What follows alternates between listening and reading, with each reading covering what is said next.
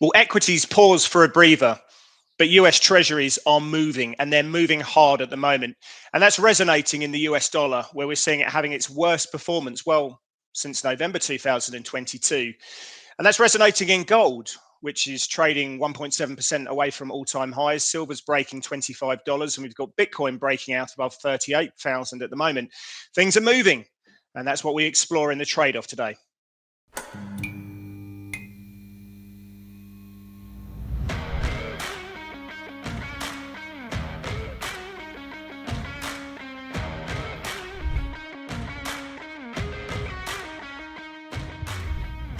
Well, hi there, my name's Chris Weston from Pepperstone.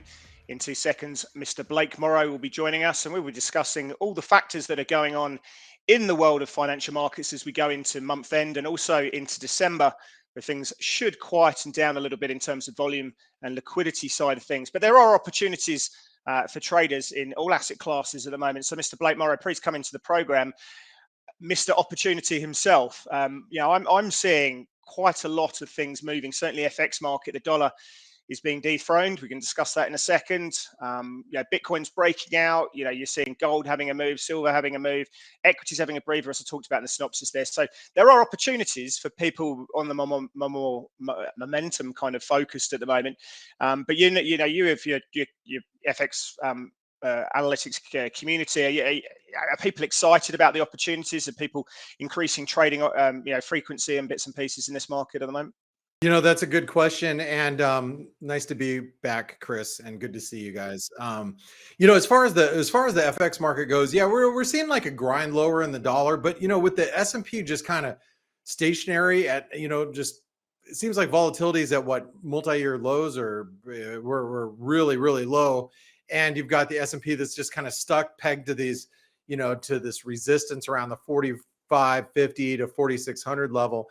It's hard for everybody else to get excited because and to get too directional, because that if you get too directional and the market starts to actually move over the course of the next week or two, it could really set you back as far as what you're trading. So it's like the FX market is grinding, but the other markets are just kind of stationary. So I've seen a little bit of a tail off over the last couple of weeks, but I think volatility is going to be coming back here. Big cool. Yeah. Well, you remind me very much of some of the dance moves I used to pull off back in the 90s, this grinding action, but maybe we'll leave that one well alone. I want to explore some of these key themes because I'm actually, I think the market conditions are quite, interesting. And I think people are looking ahead into 2024 and seeing a clear picture emerge on an economic basis, which I think we need to explore. So let's crack straight into it. Let's get going and let's go into Topical Thunder.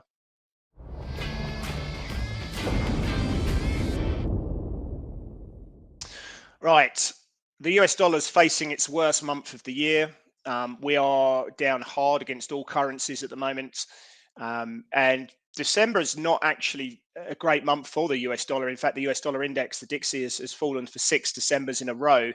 I think large part of that is that down to the dollar CNH. We've been talking about that last week in some length. And the dollar CNH typically falls in December, and I think that resonates into G10. But for me, Blake, if I can, I think the market is front running a situation in 2024 where they're seeing the US growth slowing down from current pace of about sort of 2% or so in Q4 to get down to sort of like 50 basis points, maybe 80 basis points in Q3, where we're going to hit a low, which is going to be below trend. And in that environment, the US does not need real rates on 10-year Treasury, 10-year real rates of 2.1%. They should be closer towards 1.5%. So I think, the dollar's front running that, gold's front running that situation. Obviously, the Fed are going to be easing next year. The market's got very excited about that. And so I think the market's front running that situation, plus also the fact that Treasury is obviously very well bid, and that US data is mean reverting. The exceptionalism story has been called into question. US data is missing the mark to an extent, whereas the rest of the world is looking less bad. So we've got a bit of mean reversion in that exceptionalism trade, and the dollar is getting smacked at the moment, against all currencies. So, where are you seeing the opportunity? Are you looking to sell rips here, or how are you playing the dollar and against what? All right. Well, first of all, you open up a huge can of worms, and you only gave me a 1 minute and 15 seconds to talk about it. So I'm going to say that as far as the dollar goes, I'm in the camp that yeah, we are mean reverting, but I don't think we live in a world where you're going to start to see U.S. growth really take a tumble and not the rest of the world. So in other words, yeah, US growth is moderated, but if the Fed is going to be cutting rates, what are other central banks going to be doing in the next year as well? And I think that's going to catch up and bite the rest of the market. The market's been leaning on the dollar the last few days. It's been widely reported that month end, we're going to have aggressive dollar selling. And I believe that the market's gotten ahead of, trying to front run this. And actually, our colleagues over at the UK Trade Off, they had a good talk about month end as well. So you should catch that show if you can as well. But I agree with what Ryan Littlestone, my colleague, said over at Forex Analytics that, the US dollar, yeah, may be under pressure, but I think the market's just getting ahead of itself at this point. And I think that the market is trying to front run this move. As we go into the last couple of days, we have some pretty key data coming out that could obviously move the market, but I'm more of a dip buyer in the dollar at these levels. I like these levels ever since the last couple of weeks. You can see the dollar against the euro continues to move higher, same against the Aussie and the Kiwi, but we're also, I think, up against some pretty major levels, not just the dollar, but also precious metals as well. So I'm going to take the opposite side of you there, Blake. I think that the top, from a top-down perspective, this low vol environment we've got across asset class at the moment, the positive trending equity markets, we potentially could, if the NASDAQ breaks out top side of this 16,060 sort of consolidation high, credit spreads remain tight. The dollar's going to face benign headwinds from a top-down perspective, and I suspect that there is an elevated probability that's happened. So, if equities rip again and commodities are strong, and you're seeing that, then I think that people will go into high beta effects, and so I'll probably be, I wouldn't be buying dollars now if I didn't have a position. If I was long, I'd stay long, but I'd probably be if I was short, I'd be staying short the US dollars, but I'd be actually selling rallies in the US dollar side. Until vols pick up a little bit, I'd probably take the other side of your trade there, just going into the year end. I think January that's what makes a market, man. That's what makes it does. I think January could be a very lively time for the US dollar, and that's where I think tactically I feel like we could flip this one, but right now I'm taking the other side of that trade. All right. Well, want to talk about some volatility. Let's switch topics and let's go over to the Treasury auctions. And I don't have a schedule right in front of me, but today we had a 7-year auction, had a little bit of a volatility in the markets. And what we've seen over the last couple of weeks are, especially some of the longer term duration, like the 10-year notes auction, I believe was last week. We've been seeing volatility pick up around these bond auctions that have been coming out around, I believe, correct me if I'm wrong, jump in the comments down below if I am. It's around 1 p.m. Eastern. My time zones are a little screwed up with our time change, but right around then we're getting these auction results. It's provided a lot of volatility. I'm not a bond trader, never was a bond pit trader. I know some of the terminology, like the bid to cover, and it's the total amount of bids received divided by the amount of bonds sold at auction. And traders are looking, is the bid to cover ratio, is it rising or falling, and how quickly is it moving? It's the tail you want to look at, isn't it? Then you have the tail, and the tail and a fat tail is not necessarily good, but very bad thing. Yeah, the tail is the high yield minus the bond when issued yields. Negative tail means that an auction went better than expected with a higher than expected demand, but positive tail tells us the auction didn't go as well because the yield realized in the auction exceeded market expectations. And I was taking that from actually an excerpt from another trader regarding the tail, because I always have a difficult time explaining it.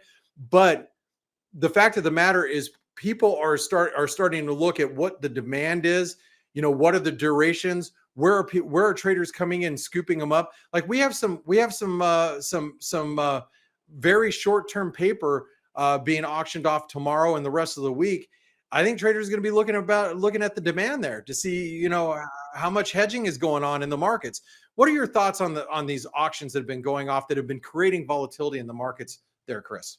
Yeah, I mean, I think I'm glad you brought this one up, because there's a lot of people who have become very who've had to sort of do their homework on bond auctions and what it means. But obviously, with the Fed out of the market and the private sector obviously a lot more price sensitive, the idea about these demands to fund the government's deficit is very much in fitting now. So, yeah, the tail, I think, is the bid to cover can be manipulated effectively by primary dealers to make it look like there's higher demand.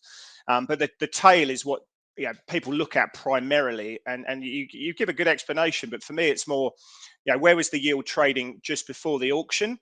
And if they're trying to get this away, the full amount, what was the highest yield that someone took? If they're really trying to get away all these bonds, someone's come in the auction and decided that they don't want to pay that market price. They want to get the yield higher, and it's the higher the yield, the higher the tail.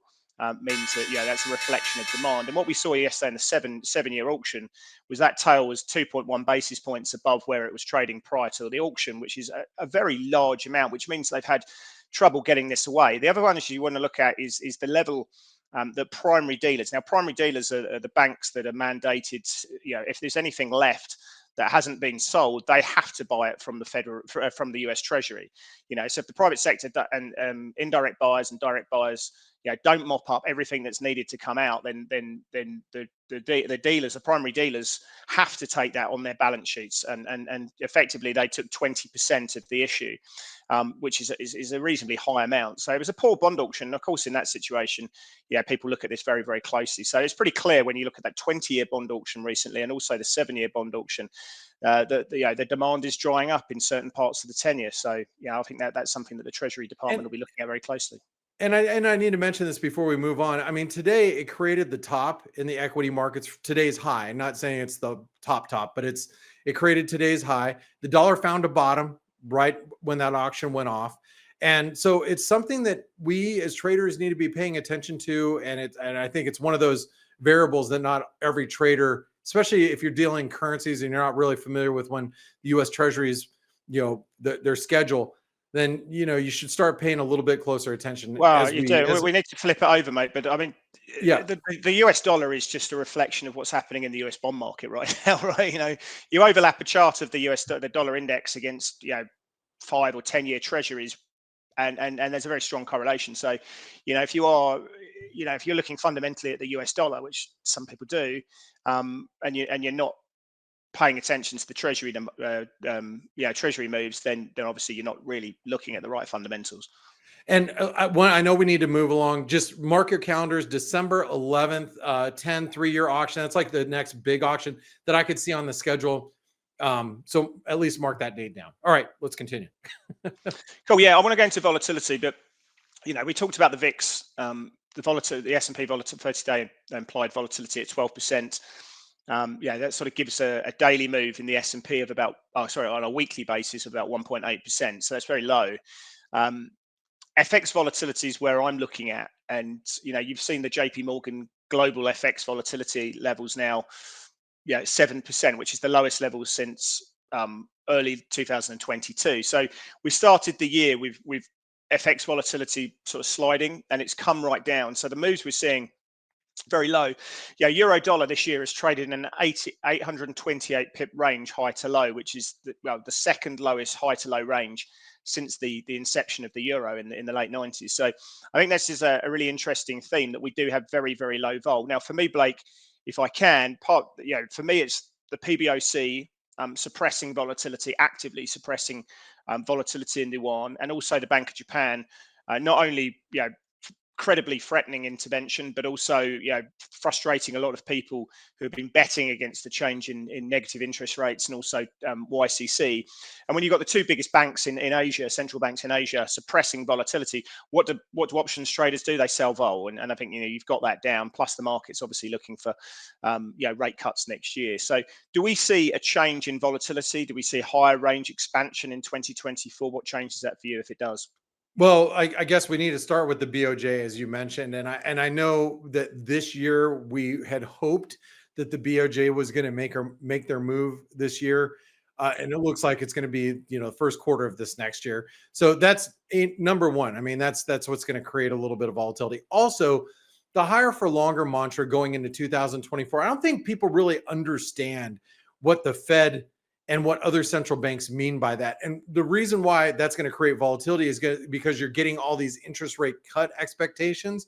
And when the market has to pare back those, maybe not for every country, and maybe not for every central bank, but at least the Fed, and maybe a few other central banks out there, maybe the Bank of England as well. But you get other central banks that are going to be like, okay, we have to cut, we will cut, and then you get other central banks like the Fed, and let's say, like I said, let's say the Bank of England, just for example, they decide to keep rates higher. You're going to see that massive movement in FX volatility going into next year. So I think those are the two predominant themes that I'm going to be looking for going into 2024. However, I'm still trying to wrap my head around what I'm going to get everybody for Christmas this year. So buy them some volatility. Yeah.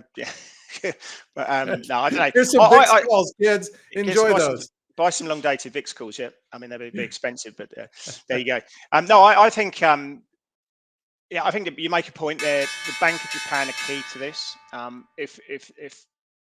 There's a strong consensus trade to be long yen into 2024, and rightly so. There's a lot of things that could work for the yen in 2024. I think the PBOC, if they're happy to tolerate yuan strength, that would create higher volatility. But also, whilst the swaps markets are pricing reasonably aggressive rate cuts from the Fed, the ECB, the Bank of England, well, pretty much everyone except the RBA and the Bank of Japan in G10.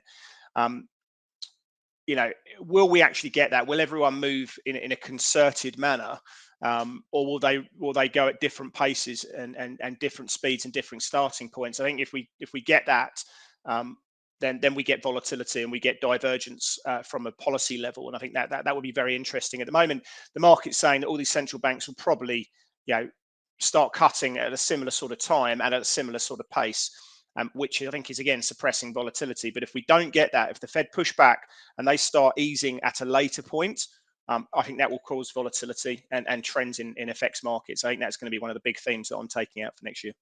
All right, let's go into the last topic and let's talk about the markets, Chris. And you'll notice that when I say markets, I'm talking about marking time. As you pointed out a little bit earlier, euro US dollar 1 month implied volatility is at 7. If you look at the S&P, we've been basically within close to 1% trading range for the last 5 trading days. The market has gone kind of silent, and the FX market is grinding as we come into month end. And this is the time that us as traders, we have to be a little bit more careful. I actually, if you follow me on Twitter, I tweeted something about this yesterday. I believe it was yesterday. I think most of you do follow me on Twitter, but I said, to be around for the good times, you also got to be around for the bad times or the boring times. If you're around for the boring times, you can be around for the good times. That means in the markets, we do a lot of fiddling our thumbs, waiting for things to pop up. But don't worry, because at the end of this week, going into next week, we've got a lot of events that could move the market. One of them being, tomorrow we got advanced GDP numbers. Advanced GDP numbers could be moving the markets. And actually, just after we're done filming here, some of you may have already witnessed Australian CPI, the RBA rate decision, even though they're expected to keep rates unchanged.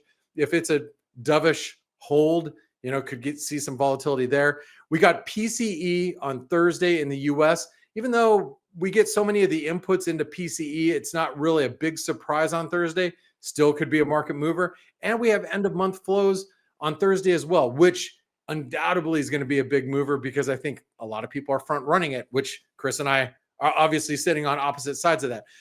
Next week, we have the RBA decision, Bank of Canada, and we have the US jobs report. We also have Canadian jobs report this Friday. So there's a lot of events that can move the needle and create volatility, but be patient. I know it's boring sometimes, but Chris, aside from, drinking your bottle of whiskey next to your desk that you have in your coffee mug when the times are slow, what do you do to keep yourself busy?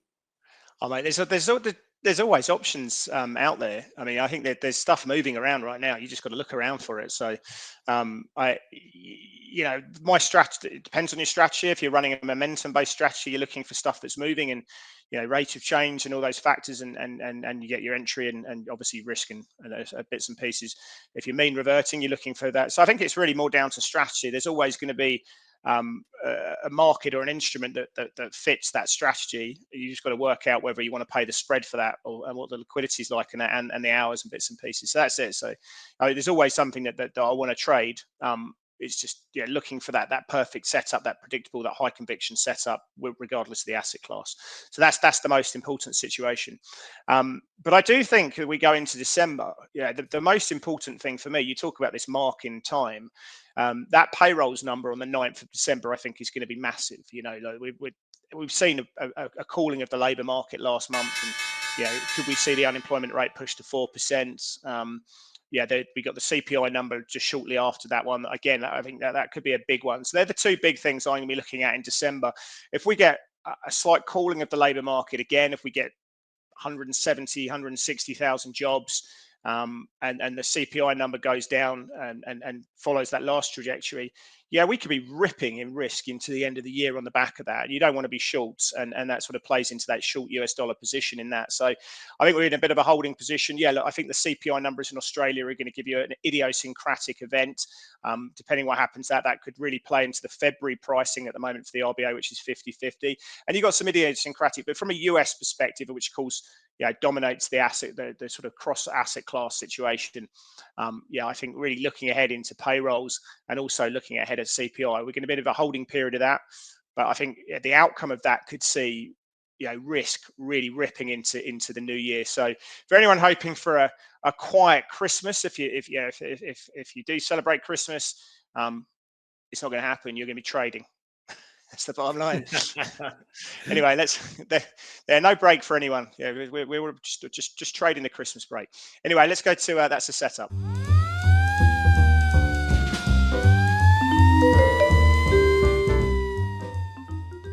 Right, I'm going to go bold. I'm going to go gold. Let's bring it up because obviously what we're seeing here, everyone's saying to me, Chris, it's just a reflection of what's happening in the US dollar, and I'm like, well, yes. But gold's ripping in all currencies, so it's not just a US dollar play. You can even get the strongest currency, and you can still see gold moving higher in that currency. So obviously there's a numerator and there's a denominator with this, and the denominator is the currency, and that's the US dollar, and the dollar's been selling off. But what we are seeing is gold moving up in all currency terms. Real rates have started to recouple again with gold, and you've got 5-year real rates dropping to the downside quite sharply. As I said, my thesis here is that the market's looking into 2024 and seeing lower real rates and front running that. But gold's obviously doing very nicely here. So obviously it's removed all its geopolitical hedge. It's just really a focus on what's happening next year and some dollar weakness as well. So I like it higher. We were 1.7% away from all-time highs that we reached in August 2020. Given my view on the dollar there, Blake, I'm a buyer of pullbacks. How are you seeing this technically? Well, yesterday I blogged about this on the Forex Analytics blog. It was just I was looking for an upside target because it held the 38% retracement, held the 200 DMA, should reach for 2059, which is the 161% extension of that 38% retracement dip, which we're only maybe less than 20 points away from. So I still think that the theme is, as of right now, the dollar's weak. We got dollar selling into month end. That's only going to play into the hand of gold continuing higher. Now, if I'm right, and I think that a lot of that dollar selling has been done, and we start to see some of that reverse into tomorrow, then gold might reach for that 2060 level and maybe find some resistance up there ahead of the major triple top. And that's major resistance up there, Chris. We can't deny it, right? There's going to be some wood to chop, isn't there? There's going to be some wood to chop for the gold bulls to get through those levels. Yeah, one of the things that's kind of freaking me out, and this is where you and I see things, I don't want to say differently, but I do see things maybe a little bit differently here. Let's flip it to my first setup, which is going to be high hold silver. That's, silver I has I had was this. wondering how long you were going to hold that for. I That was was waiting quite for the impressive. producer. That's all I was really waiting for. I could have continued on. Blake, shut up, move on. Okay, first of all, we just broke this minor trend line, a one triangle resistance higher. We have this inverted head and shoulder pattern, takes us above 25. But once you get around, we are at 25 right now on spot silver. Between 25 and 25.40, you see an 88% retracement, long-term trend line, which isn't perfect, which, technical analysis is never an exact science. It's, if it was an exact science, we'd all be gazillionaires, but it's not. So you can see that trend line comes in right around 25 and a quarter, 25.40, somewhere around there. I think we're getting up towards some very key resistance. So with gold reaching for this resistance, with silver reaching for this resistance, I think you have to be a little bit more careful with precious metal longs. And I have to say this, Chris, before I turn it over to you. I do not know one precious metal bear or dollar bull. Right. Off to you. Yeah, I mean, there's a bit of a cult, isn't there, with gold and those kind of things. But I mean, I'm not bullish or bearish. I just trade the price action, to be honest. And if the market and the momentum flips, I'll be short. As simple as that. I mean, I just don't. You don't want to fall in love with a position as a trader. Yeah, fine. If you're an investor and you see benefits of that, then yeah. But I mean, for me, if I look at one of the things I look at, Blake, is there too much love? I know we can look at the relationship with the US dollar, but is there too much love in gold and silver right now? And that's what I'm saying. One thing I look at is risk reversal. So, 1 week or 1 month call implied volatility minus 1 month put volatility, and the premium that we've got for call volatility is higher than puts, but it's not at extreme levels like we saw back in October, for example. Yeah, that tells me when the market's saying with risk reversals that if we're going to have a move, they're betting an options market that it's going to be a far more pronounced move to the upside than the downside. That's usually a really good sentiment indicator. When it gets too stretched, that's when you potentially can take contrarian positions or just maybe tighten that stop right up. We're not anywhere near those points at the moment. And also the other thing you should look at is how far above, how much of a premium gold and silver wear to the 50-day moving average. When it gets too far out, you can see a bit of mean reversion kick in, and we're not that far off in terms of how stretched we are. So a couple of things I look at, obviously you can look at positioning, and I don't think positioning in gold or silver is overly gone at the moment. So look, yeah, if I'm taking those sort of things that make me nervous as a gold or silver long, I'm not seeing those at the moment. So yeah, obviously we'll see what happens with the US dollar and various factors and real rates. But if we take the sentiment towards these in isolation, I'm not seeing euphoria or overloved. Quick one to you before we just touch on dollar yen. You look at the DSI very, very closely. What are gold and silver in terms of daily sentiment index? I haven't looked at today's reading, but I know gold's DSI was in the 80s, like the mid to high 80s. So we're getting up there. Not extreme yet, though. It's not extreme either. So cool. Well, let's go to dollar yen. We'll just keep on the dollar yen vibe. Yeah, look, I mean, I think this is a big consensus trade for 2024. People are front running this one at the moment. There's a lot to like, as I say, about Japan. I mean, dollar yen's trading on yield differentials. Yeah, the difference between what we're seeing in 10-year or 5-year US Treasuries relative to JGBs, and that premiums come in, and of course dollar yen's come down. We're testing the low of the iCloud at the moment. Some people look at this, some people don't, but I do know that the Ichimoku cloud gets a really big run in Japan, and specifically with Japanese assets, the Nikkei, the Topics, and also the yen pairs. So we're right on that bottom of the cloud at the moment. Needs to bounce. If it breaks through that, generally speaking, you're going to get, when price breaks the cloud, it's a good momentum tool, and you want to be trading dollar yen from the short side. It does signal a momentum shift, a potential trend change. I think that trend trade's coming. I think dollar yen is a sell on rallies candidate every day of the week at the moment. We're going to see changes to NERP in the beginning of the year. YCC is effectively over. If you have a look at Bank of Japan policy or inflation, the metrics they look at, whether you're looking at the weighted average, the mode, the median, all these factors they look at with different inflation numbers, they're all above target at the moment. There's no reason the Bank of Japan should be having this policy, and they need to change. So yeah, we like the yen. We would love the yen if we were to see massive volatility in markets and drawdown, because I think the yen would be a portfolio hedge there, but we're not seeing that at the moment. So yeah, no reasons to like the yen. I think if this breaks through the cloud, I think that's just more reasons to be short here. How are you seeing it? Well, Ichimoku is a Latin phrase, right? I'm joking. I'm joking. It's a Japanese technical indicator. Of course it is. And yeah, so yen traders are always going to be looking at the Ichimoku clouds. And look, it's at cloud support. That's not the reason I covered my short. I was short dollar yen. I think we talked about this last week, Chris, about the year of the yen, or the time for the yen was on our last week's show. Should go back and listen to last week's trade off. I was short around the 150 level, just shy of 150. Close it out today as we approach that 147.50 level. But look, it closed weak, and I agree with you. I can't be bullish this. I'm just selling rallies. So I'm hoping we get a rally or a dollar recovery, and I'm just going to sell into it. I'm just going to look for levels to sell into. So It's interesting. I was going to say, just your point. Just jump in, because I think it just complements your view. Not all dollars are created equally. So you can take a view that you're looking at turning in the dollar, but that might be against the pound and against the euro.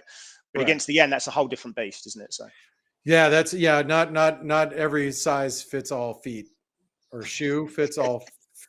Wait, I don't know how the saying goes. It's late in the day for me, folks. All right, but anyway, dollar yen, I like it. I like selling rallies, and if we break the cloud, we might all be chasing it lower with and Chris will be laughing at us all the way. All right, let's go take a look at the last setup. My last setup. This is going to be the Euro Aussie. Now, you remember 2 weeks ago I brought this up as a setup. We were tightening in this triangle, and guess what? Tonight, and this will be right as you're watching the show. You might have seen this show. Or maybe a recording right after the Aussie CPI comes out. If the Australian CPI, which is slated to come out in less than 2 hours from right now, the time of recording, that comes in a little bit stronger, we might actually have a double top setup. So watch the Euro Aussie on a breakdown towards the 200 DMA. If we get below the 200 DMA and below that horizontal support that comes in at, let me just get the number for you right off the top of my head. It's at 164.50, basically. We break below that, we got a big double top. That should take us well below 162. The 162 level around there is 161% extension of this range, but we could even go lower than that. That's how I'm looking at the Euro Aussie on a strong Australian print tonight. How do you see the Euro Aussie there, Chris? Well, it's interesting, isn't it? Because I mean, I don't know whether the inflation number is going to come out, but you've got Governor Bullock, who stepped up, and she is hawkish. She seems way more hawkish than Phil Lowe. She's pretty defiant, and the market has responded to this. Plus, you've got all the terms of trade in Australia are working well. I mean, iron ore is ripping at the moment. It's come off a little bit the last couple of days, but if you look at the trend, it's a textbook uptrend. Copper is breaking out. Now, I think that's partly down to China, right? So I think China's changing its export mix away from white goods and furniture and all these kind of bits and pieces. And it's a big player in EVs and there's new tech. It's changing that, and I think that's an interesting one as well. So copper obviously is responding to that. China's terms of trade are changing. Australia is benefiting, and you've got this really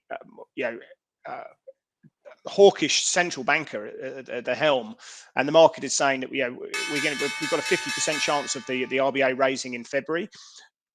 Think about FX markets on a very simplistic basis. You've got one central bank that could be raising in February. Everyone else is expecting massive easing in 2024. Now, obviously, some of that's in the price, but from a semantics perspective, you've got ultra policy divergence, which favors Euro Aussie to the downside. So fundamentally, whilst a lot of this is in the price, of course, I've got to say that I like Euro Aussie fundamentally to the downside for those very reasons that I just talked about there. But you say it's in the price, but if you look at that chart, it's been trending higher for years, which could mean maybe we will see a trend change going the other direction. I think all of what I've just been saying is really a development that's happened over the last week or two.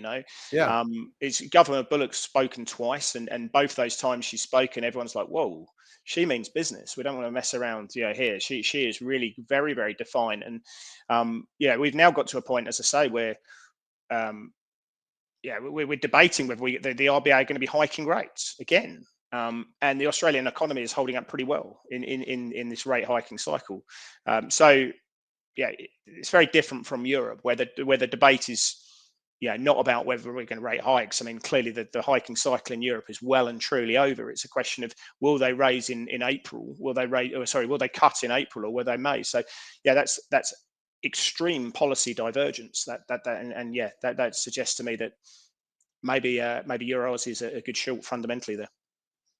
Yeah, all right. We'll see. Anyway, let's go to play of the day.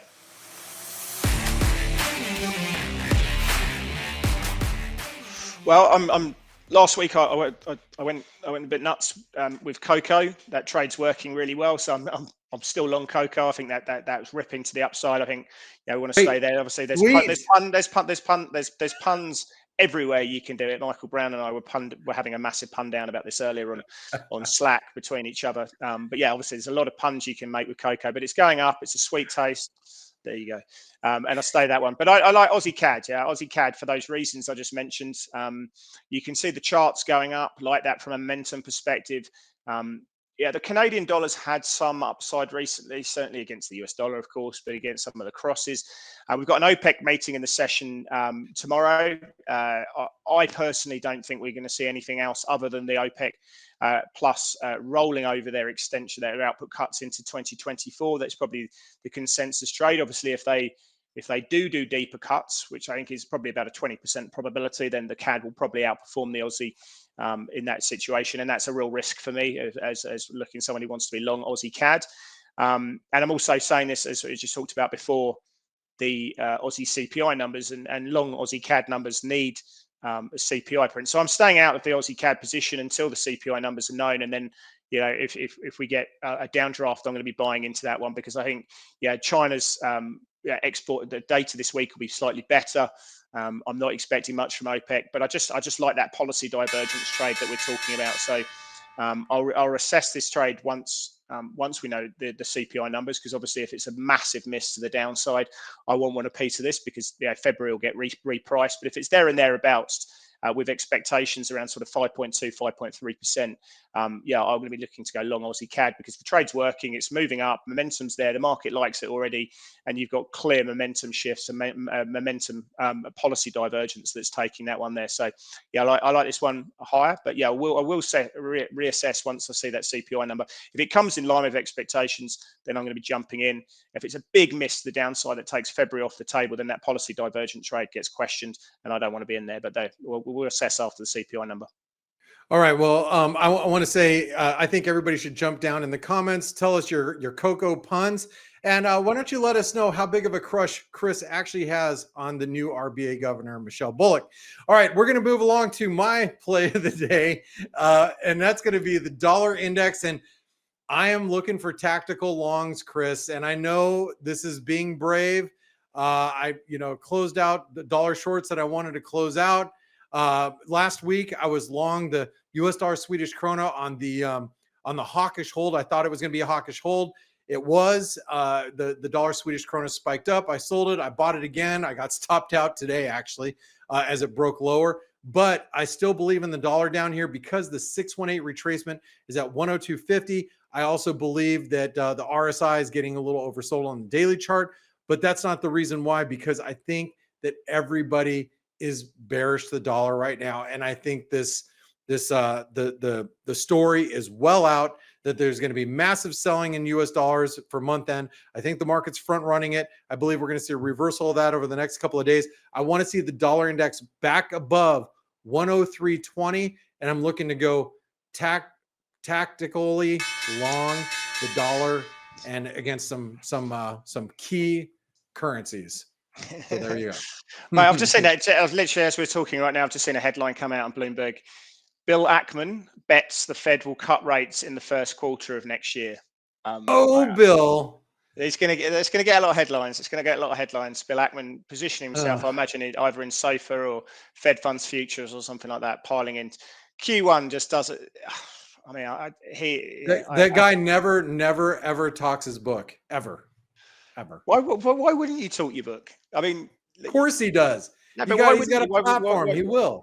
Well, why is that unethical? I mean, I if I've got a position, you know what? we're all big boys and girls. I'm not saying it's unethical, but of course he's long risk right now. He's gonna Yeah, continue. He's gonna press it. How's he gonna well, press it? is he Let's long throw out risk? headlines like this. Yeah, Is he let's is he long continue. risk or is he not long risk? I mean, is he He's long defensive? risk. He's like every other asset manager that's trying to play catch up to the indices this year. I would argue it's the opposite, though. I mean, if you're betting that the Fed are going to cut rates in Q1, that to me is, well, you know, you're right. It could be that they're in a position they don't need to, or it could be a position that they need to get ahead of the game because the data sours quite sharply in that position, and they need to do some adjustment, some emergency cuts. So there's two ways to skin a cat in this situation. But he wants to deliver some nice presents to his folks in his office this. I don't think he's going to get them, to be honest. I think the Fed are going to push back on that one pretty hard. I think something's going to have to materially change for the Fed to cut in Q1. But mate, like, you know, if I've got a big position in the market, you know, tell people about it. It's only going to do you any favors. It's for us to make, you know, we're all intelligent human beings. I can sit there and say, I don't like Bill Ackman's trade. I think I'll take the other side of it. And I'm not going to go and blindly copy him just because it's Bill Ackman. So I think anyone who just sits there and says, oh, you know, I'm just going to copy someone, you know, mold fool them. You've got to take your own views and do your own research, to use a cliche. So 100%. Yeah. I mean, we all know. Yeah. I think all institutional and professional investors will sit there and go, interesting, Bill Ackman's, you know, going for this situation, but you know, you've got your own views on the market. So anyway, I think that's an interesting one. I'm sure it's going to get some headlines. Anyway, thank you everyone for watching the show today and staying on this long. If you've made it this far, we really appreciate it. Smack the like button, leave us a comment. Love to hear from you, and we'll see you back next week for more of the trade-off.